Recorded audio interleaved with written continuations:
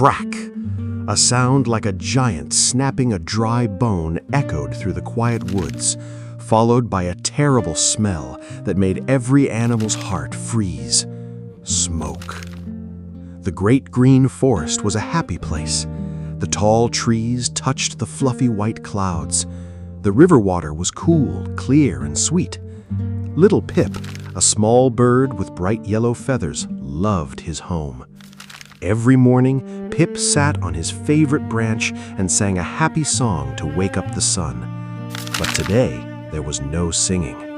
The sky, which was usually a beautiful blue, was turning a scary, dark orange. The wind blew hard, carrying black dust that made Pip cough. Pip looked down from his tree. He saw a terrible sight. A huge, red, angry fire was eating the dry grass. It looked like a giant monster with bright orange teeth. The fire roared, whoosh, crackle, pop. It was swallowing the bushes, the flowers, and the small trees. Pip's tiny heart beat very fast, like a little drum. Thump, thump, thump. He was very scared. He looked around to see his friends. The whole forest was waking up in panic. Birds were crying in the sky. Monkeys were swinging wildly from branch to branch. The peaceful forest was gone. Now there was only fear and loud noises. "What is happening?" Pip chirped, his voice shaking. He fluttered his small wings, feeling the hot air push against his face. He knew he had to do something, but he did not know what. Suddenly, the ground began to shake. Boom, boom, boom. Pip held tightly to his branch. He looked down and saw Kala, the biggest and oldest elephant in the forest.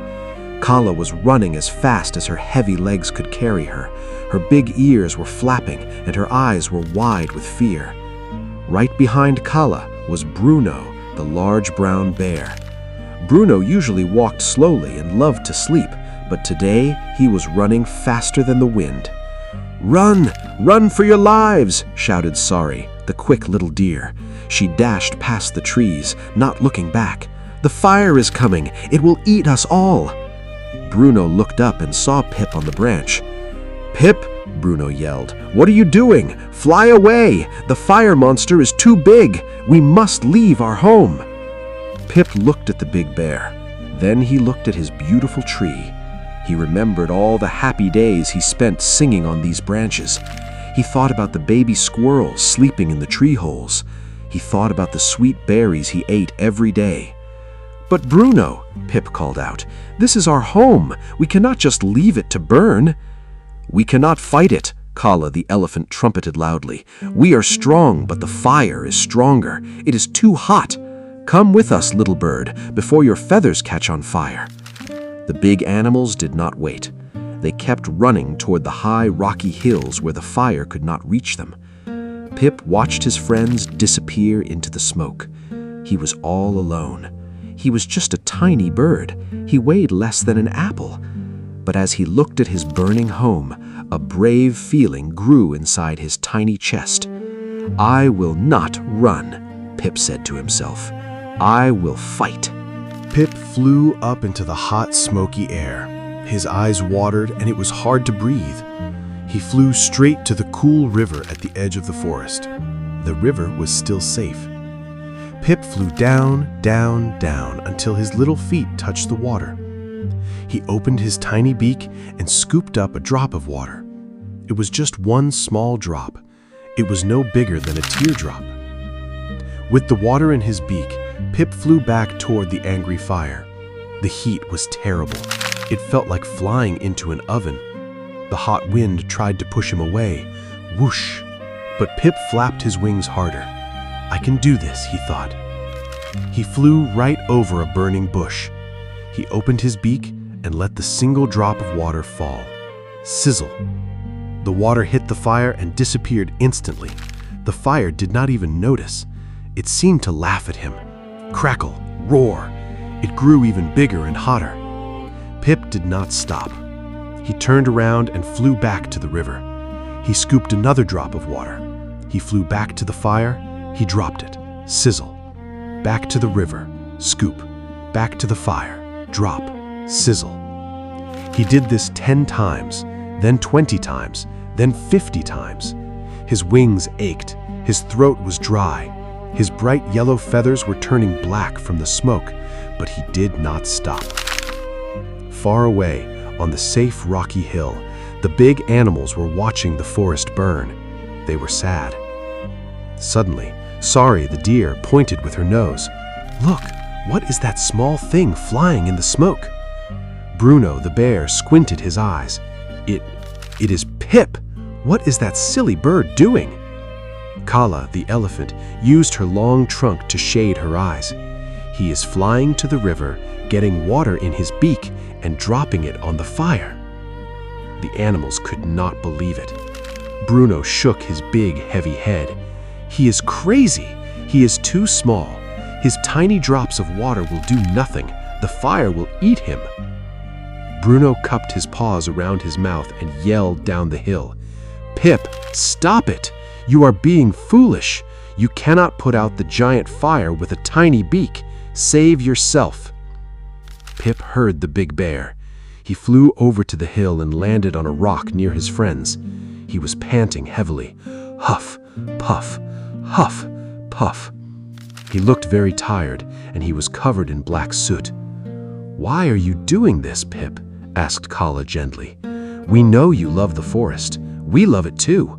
But look at you. You are tiny. The fire is huge. Your work is useless." Pip stood up tall, even though his legs were shaking. He looked at the big elephant, the strong bear, and the fast deer. "I know I am small," Pip said, his voice quiet but very firm. "I know my beak can only carry one drop. Maybe I cannot put out the fire by myself, but this forest is my home. It gave me a place to live, food to eat, and a beautiful life. I cannot just run away and watch it die. I'm doing the best I can. I'm doing my part." The big animals were quiet. They looked at Pip, and then they looked at their burning home. Without saying another word, Pip flew back to the river to get another drop of water. Kala, the elephant, watched the tiny bird fly into the scary smoke again. She felt a strange feeling in her large chest. She felt ashamed. "He is just a little bird," Kala whispered. "But his heart is so much bigger and braver than mine." Kala stood up. She raised her long, powerful trunk and made a loud, brave sound. "Peru!" "Where are you going, Kala?" asked Bruno. "I am going to do my part," Kala said. She turned around and ran down the hill, straight toward the river. She walked into the deep water and sucked up gallons and gallons of water into her huge trunk. Then she ran to the fire and sprayed the water. Sploosh! A large piece of the fire went out with a loud hiss. Bruno the bear watched Kala. He looked at his big, strong paws. "I am strong too," he growled. Bruno ran down the hill. He found the biggest, widest leaves he could find. He folded them into a giant bowl, filled them with river water, and threw the water onto the fire. Sari the deer felt brave too. "I do not have a trunk and I cannot hold leaves," she said, "but I have fast legs." Sari ran near the fire and used her strong back legs to kick piles of dirt and sand onto the flames, choking the fire. Soon, all the animals came down from the hill. The monkeys brought wet mud. The squirrels brought wet moss. Every animal, big and small, worked together. Pip was no longer alone. He still carried his tiny drops, but now he smiled. The animals fought the fire for hours. It was hard work. The fire was very angry and tried to burn them, but they helped each other. If Bruno got too hot, Kala sprayed him with water. If a burning branch fell toward Pip, Sari the deer pushed it away with her antlers. They were doing their best, but they were getting very tired. The fire was still very big. Just as Kala was about to fall down from being so tired, a shadow covered the sun. The sky, which was orange with smoke, suddenly turned dark gray. Pip looked up. He felt a cool drop hit his beak. Plop. Then another hit his wing. Plop. Rumble. Loud thunder rolled across the sky. It was rain. It was not just a little rain. It was a giant, heavy rainstorm. The water poured down from the sky, washing away the smoke and cooling the hot ground. Hiss! Sizzle! Pop! The mighty rain fought the giant fire. Slowly, the red monster began to die. The flames got smaller and smaller until there was only wet, smoking wood left. The fire was gone. The forest was saved. The animals stood in the cool rain, breathing the fresh air. They were dirty, tired, and some of the trees were burned black, but they were alive, and their home was still there. Kala the elephant walked over to little Pip. She gently touched him with the tip of her trunk. "Thank you, little Pip," Kala said softly. "You taught us something very important today. We thought we were strong, but you showed us true bravery." Bruno the bear nodded.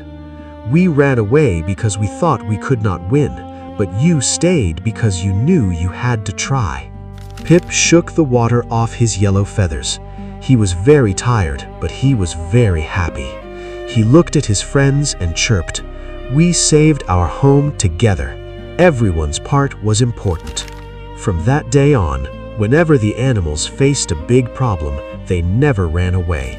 They remembered the little bird with the brave heart, and they knew that if everyone did their small part, together they could overcome the greatest challenges and achieve miracles. Thanks for watching.